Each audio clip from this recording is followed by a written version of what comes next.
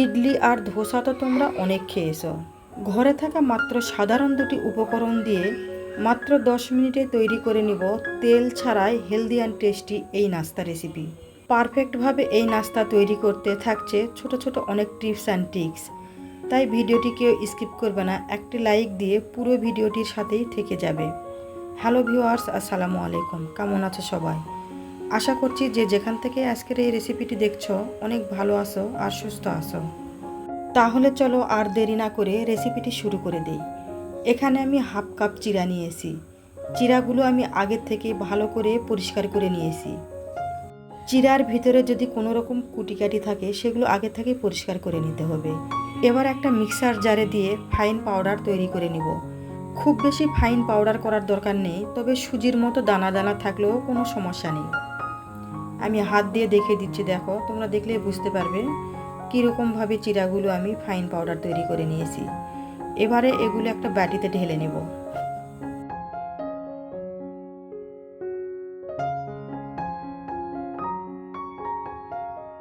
এখানে 1 কাপ সুজি নিয়েছি।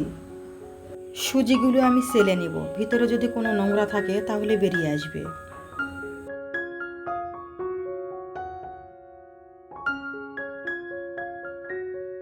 ঘরে থাকা মাত্র দুটি উপকরণ দিয়ে নাস্তা তৈরি করে যে এত মজার হয়েছিল খেতে, আমি এই নাস্তা তৈরি করে খেয়ে তো নিজেও অবাক হয়ে গেছি।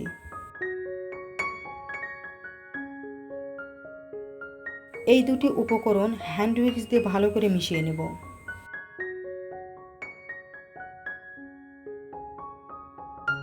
এবার স্বাদ মতো লবণ দিয়ে আবারও ভালো করে মিশিয়ে নেব।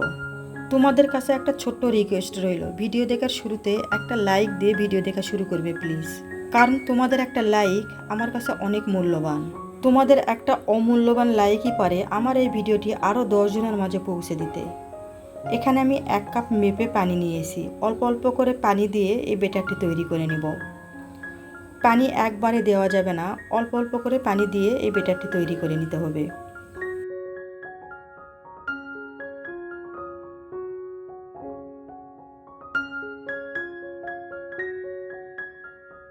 এখানে আমি 1 কাপ পানি পুরোটাই দিয়েছি।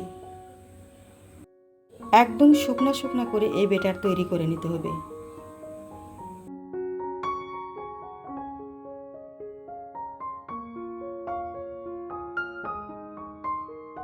বেশ কিছু সময় নিয়ে, অন্তত 4 থেকে 5 মিনিট সময় নিয়ে এগুলো ভালো করে মিক্সড করে নিতে হবে।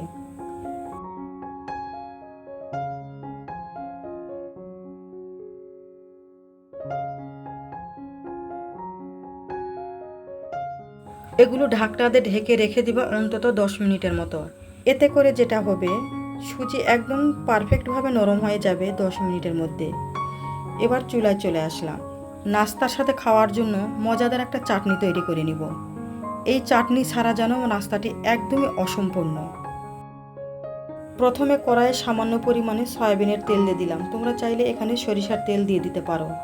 আর এখানে 1 মুঠ পরিমাণে আমি বুটের ডাল আগে থেকে ভেজে রেখেছিলাম, ভালো করে দিয়ে পরিষ্কার করে নিয়েছি। এই তেলের মধ্যে দিয়ে 2 মিনিটের মতো ভেজে নিব। এরপর দিয়ে দেব একটা মাঝারি সাইজের পেঁয়াজ কুচি, একটা টমেটো কুচি দিয়ে দিব, আর দিয়ে দিব 2টি রসুনের কোয়া, আর দিয়ে দিব 3টি কাঁচামরিচ। এইগুলো আবারও 2 মিনিটের মতো ভেজে নিতে হবে।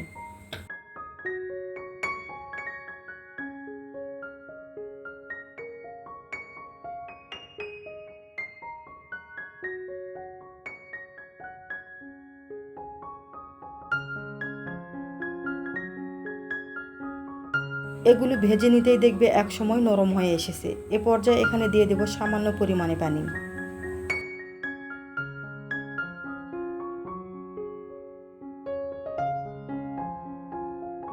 পানি দিয়ে এগুলো রান্না করে নিব কয়েক মিনিটের মতো, পানিগুলো শুকিয়ে আসা পর্যন্ত।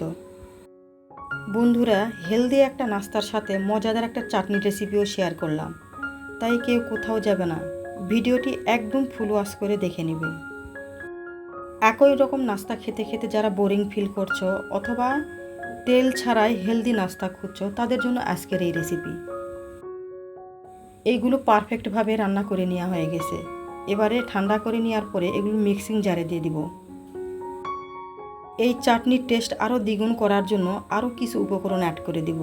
এখানে আমি 1 মুঠোরও একটু কম চীনা বাদাম দিয়ে দিলাম, আর দিয়ে দিব কয়েক পিস নারিকেল। আমি এখানে 2 থেকে 3 পিস নারিকেল দিয়েছিলাম, অর্থাৎ নারিকেল স্লাইস করে কেটে নিয়েছিলাম, সেটাই দিয়ে দিলাম। এবারে লাস্টে দিয়ে দিলাম ধনিয়া পাতা। সামান্য পরিমাণে পানি দিয়ে এগুলো ভালো করে পেস্ট তৈরি করে নিতে হবে।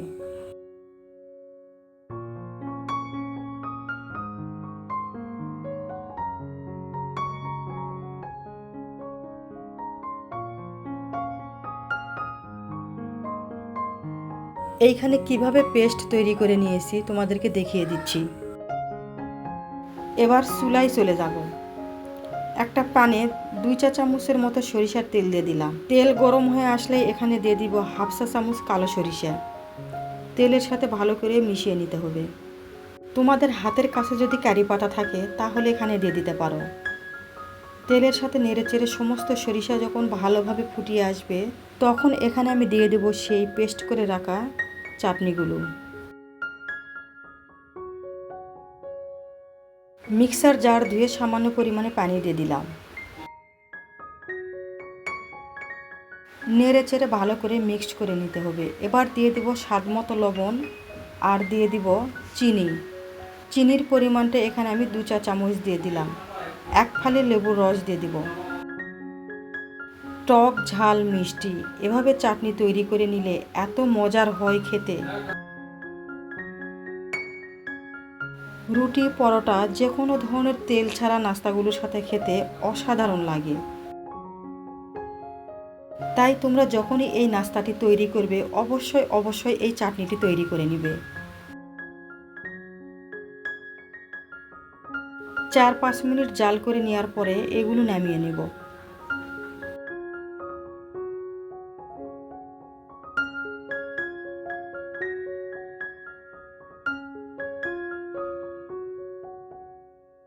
চাটনিগুলো দেখেই কতটা লোভনীয় লাগছে।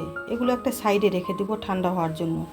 আর এইদিকে যে সুজির ব্যাটারটি আমি তৈরি করে রেখেছিলাম, এইগুলো নিয়ে নিলাম। ঢাকনা উঠানোর পরে দেখিয়ে দিচ্ছি, দেখো কতটা আরও শক্ত হয়েছে এই ব্যাটারগুলো।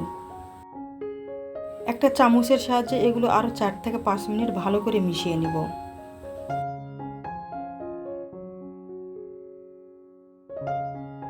এখানে 1/2 কাপের অর্ধেক পানি নিয়েছি, আর দিয়ে দিলাম 1/2 চা চামচ বেকিং সোডা। তোমরা এখানে বেকিং পাউডার দিতে যাবে না, বেকিং সোডা দিয়ে পানির সাথে ভালো করে মিশিয়ে নিব। তোমাদের হাতের কাছে যদি বেকিং সোডা না থাকে তাহলে ইনো দিয়ে দিবে। ইনো কিন্তু যে কোনো পাড়ার মোড়ের ফার্মেসির দোকানে পাওয়া যায়। এইগুলো দিয়ে আবারও ভালো করে মিশিয়ে নিতে হবে। এখানে আর কোনো রকম পানি ব্যবহার করা যাবে না। আমি এখানে মোট পানি ব্যবহার করেছি 1 কাপ আর 1/2 কাপের অর্ধেক। নাস্তার জন্য এরকম শুকনো শুকনো করে ব্যাটার তৈরি করে নিতে হবে। আর এইদিকে আমি ছোট ছোট কয়েকটা স্টিলের বাটি নিয়েছি। অল্প অল্প করে তেল দিয়ে ভালো করে ব্রাশ করে নিতে হবে এই বাটিগুলো।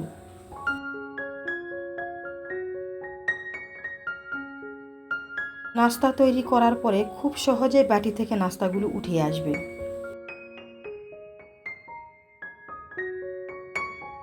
এবার 1 চামচ করে ব্যাটারগুলো দিয়ে দিব প্রত্যেকটা বাটিতে।